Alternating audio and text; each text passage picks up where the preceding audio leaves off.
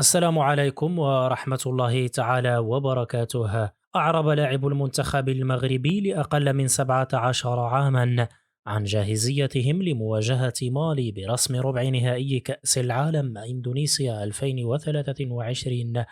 وقال محمد أمين الزرهوني الحارس الثالث للمنتخب في تصريح صحفي على هامش الحصة التدريبية التي خاضتها العناصر الوطنية مساء أمس الجمعة: سيكون اللقاء غاية في التنافس بين فريقين جيدين بالنظر إلى خلفيتهما الإفريقية، لكننا سنحقق الفوز إن شاء الله خلال هذه المباراة. نتوفر على إمكانيات جيدة لتحقيق ذلك رغم صعوبة المواجهة. وتابع حديثه قائلا: بالحديث عن القدرات التي أظهرها فريقنا والتي تتحسن من مباراة لأخرى، لدينا كامل الحظوظ للفوز بالمباراة وسننجح في ذلك من أجل الشعب المغربي.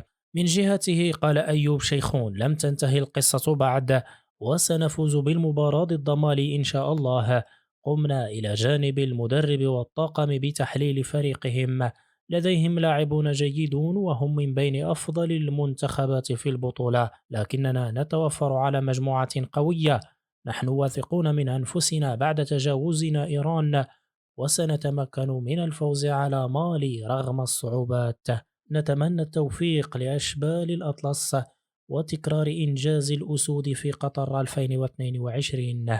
إلى هنا مشاهدينا الكرام وصلنا إلى نهاية الخبر، أتمنى أن ينال إعجابكم، وإلى أخبار جديدة إن شاء الله.